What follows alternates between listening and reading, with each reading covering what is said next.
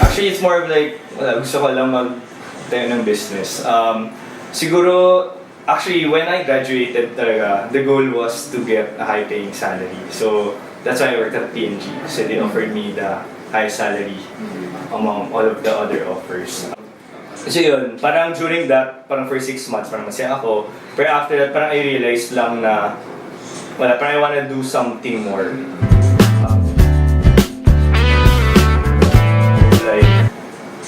I'm already there. Parang I got what I wanted at a young age na.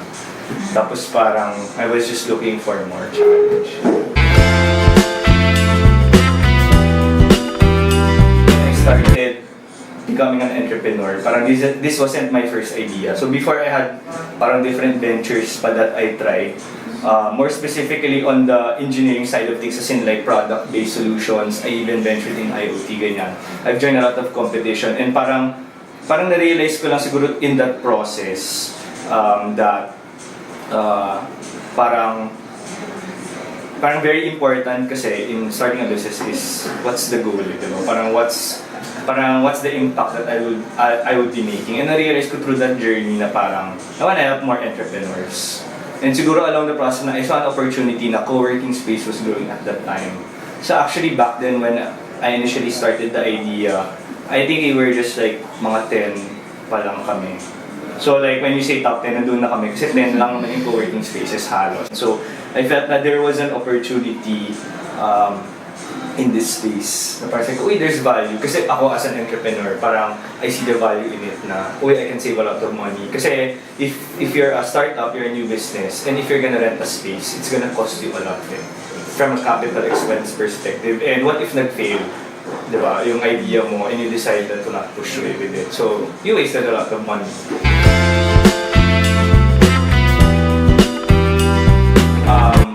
Actually, to be honest, wala talaga experience sa real estate industry. So when I came in, as in zero knowledge, versus like our competitors, usually background nila, they're brokers, or they came from big real estate firms like JLL or KMC, ganyan. Or the bigger ones talaga like from other countries na well-established na yung co-working concept, etc. No?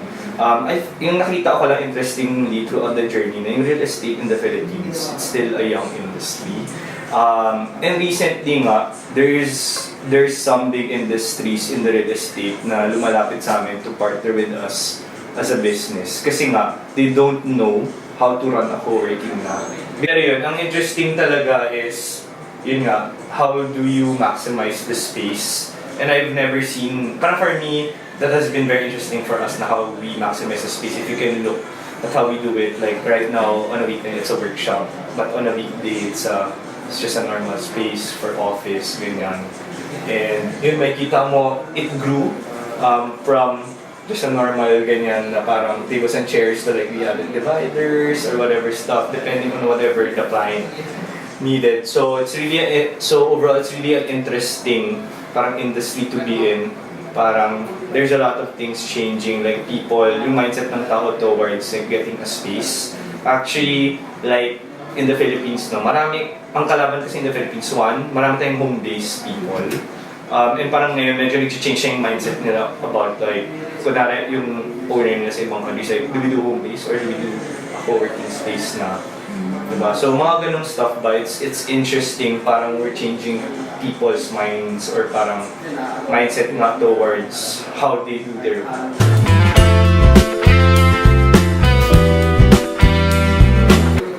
failure in the past. Actually, before, gumawa ko ng mga other ventures na hindi naman kami umabot sa stage na we had to invest huge capital. So it was more parang idea stage, tapos parang we were pitching lang. So I joined a lot of competitions before na, you know, pitch ka, then you get an amount, ganyan. So wala nag-work out doon. And parang I realized throughout that journey, parang I don't want to be partnering with someone that I don't know, because they're gonna give me money. So yun. So if you think about it, this is actually my first venture. pa lang. So, sige. So, actually, summarizing my lessons learned. So, 3 big things. One is, cash is king. Second is, a new business usually takes time before it really takes off. And third, failure is inevitable in any business that you do, whether it's big or small, etc. So just to expound quickly lang, one, cash is king. So actually in the Philippines, to be honest, sobrang hirap makahanap ng investor that will give you that freedom to grow. Tapos at the same time na parang that investor would also want to get his share, diba, of the business in terms of ROI. So kaya usually, especially in the Philippines, most investors pa are on the young stage versus like if you go to a Silicon Valley base, especially like companies like Uber, ganyan. They don't think of profitability talaga today or even in the next year. They just keep on thinking market share growth. All of the revenues they can generate, they will just bring it back for growth. But in the Philippines, hindi pa ganun yung mindset ng most angel investors. Like when we started, to be honest, we were at the point na there was this one time closed down na kami because we didn't have enough capital. Business. Yeah, this business. So it was, I think, last year. It was our last month. Wala nang money. And we infused as in when I did the numbers, lahat ng, so whatever math you do, feel ko at your first launch, it's gonna be twice the amount that you're gonna spend. So like for example, di ko na-expect na I need to pay for a lot of permits, etc. Kasi it's my first time doing the business. So I paid twice than the expected. Tapos the building has the standard of green building, whatever. So that costs more.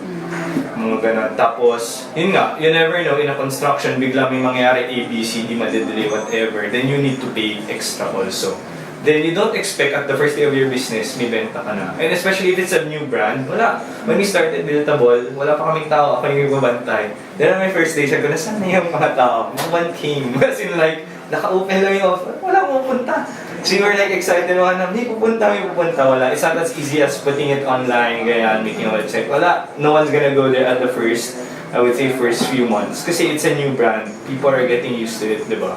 So, cash is really king kasi nga, you need to burn money to survive.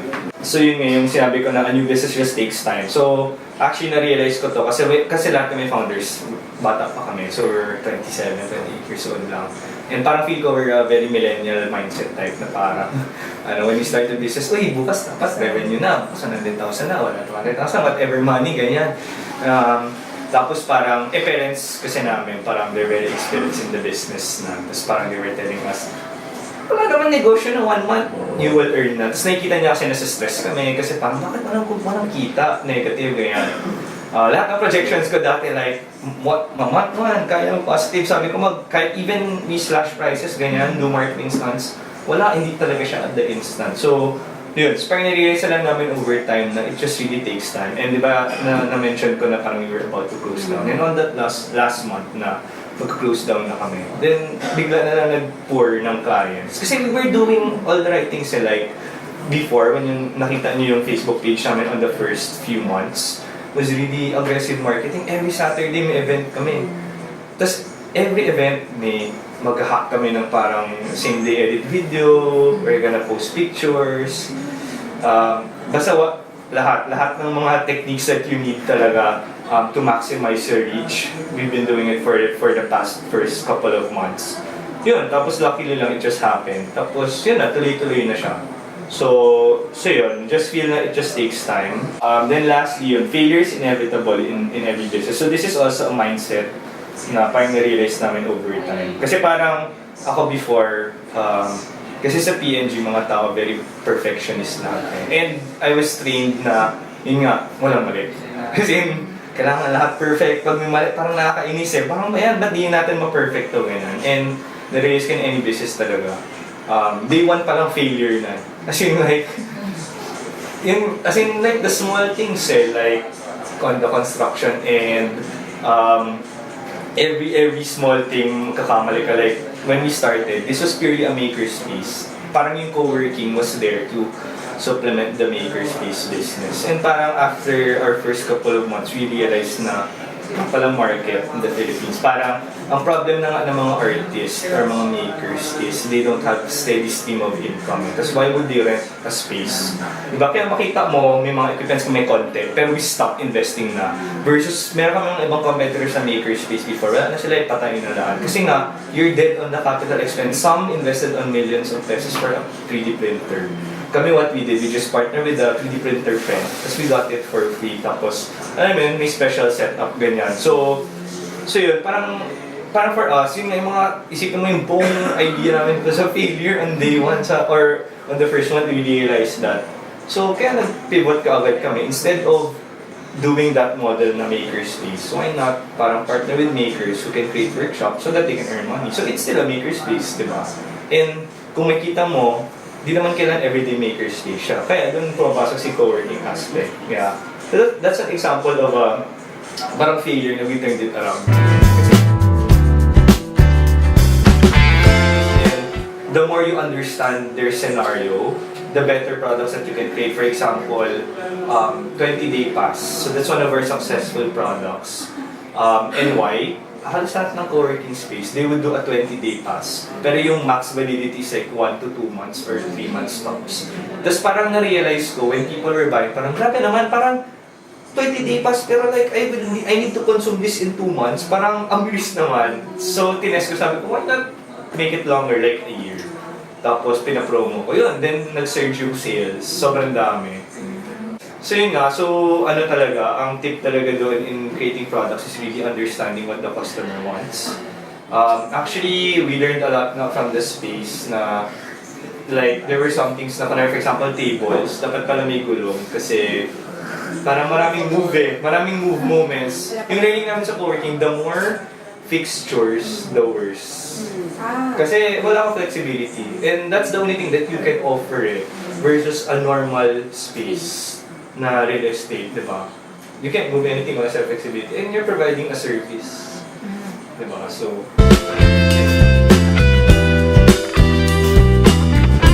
at the end of the day, it will always be related to data rin eh. So, doesn't mean that a person says, gusto ko to, ito na kagad yung solution.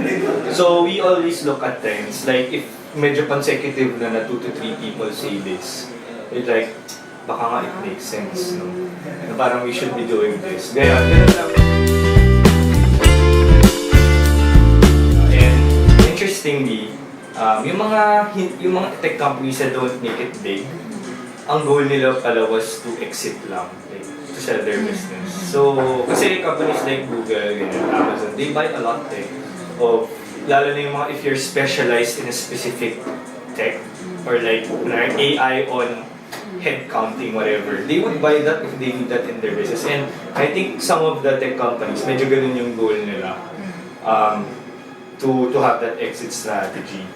For us, to be honest, we try to parang consider that, especially before when parang hindi tayo kumikita dito, no? We should sell the brand na lang. And we're like, wala naman value brand natin diba? So, parang for me, it's more of don't have the mindset of exiting. Okay. Parang, until the very end. And siguro when an opportunity comes, let's say a unicorn company, in any case, like, I don't know, Weavers would wanna look into parang buying us, then that's the time you open the discussion na should we exit or not. Pero for me, as much as possible, until the very end siya dapat. Kasi, the decision should always be principle-based. Parang, did we start the business to earn money only, solely, or is it parang to also help more? Kunwari, if the goal is helping entrepreneurs, if WeWorks ba bought, for example, WeWorks na, let's just say, because they're really a big company in the co-working business, they buy us, will they be able to help? If yes, if they could make our service better, then we can sell. If we know that they're just gonna make it worse, like they wanna kill our small market, and alam mo yun, di ba may mga ganun na they eat to kill. We'd consider.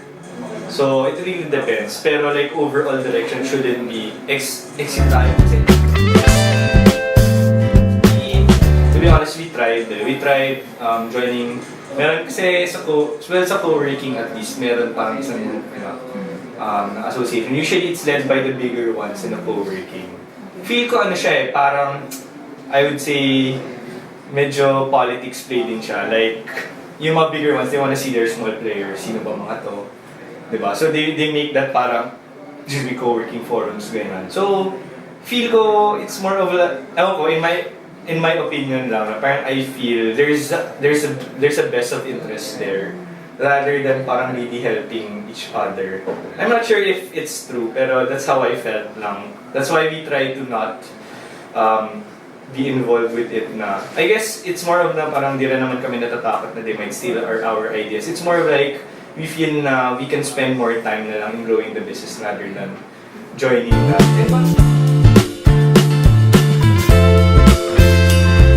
Access to capital, definitely that's hard. Kasi nga, di ba, it's more of the investor mindset. Pero hopefully if that changes in the future, that will help us more in the Philippines. Or siguro more, mahirap pala. Sorry, I was thinking kasi mga foreign investors. Mahirap kasi, ang downside naman with foreign investment is that, mape-pressure ka talaga sobra. And usually when you start a business, ang rule of thumb is family, friends. Parang ganun yun, may circle siya. Parang yourself, family and friends, then others. Kaya may kita mo when tech startup grows, ganun din yung circle eh. That's medyo standard.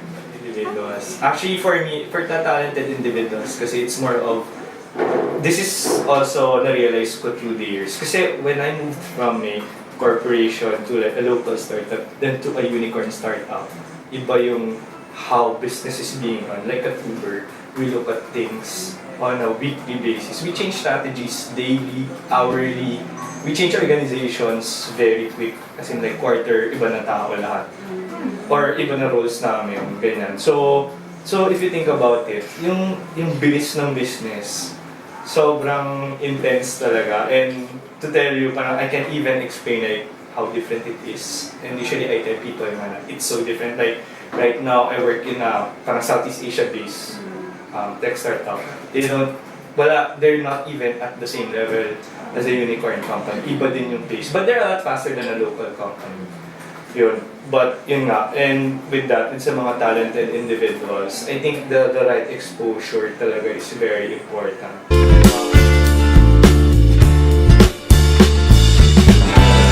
Parang more experienced people in the industry working hand in hand with the government. Kasi it's more of it's not naman na parang kasalanan ng government that they're not doing their job. It's more of ang bilis lang talaga ng change ng society right now. Like in terms of business, industry in general. Because of technology, di ba? Like,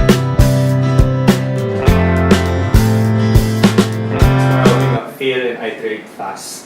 So, yun nga, in any business talaga, parang dapat the mindset is always, how can you start that idea na para at the lowest cost and at the shortest time na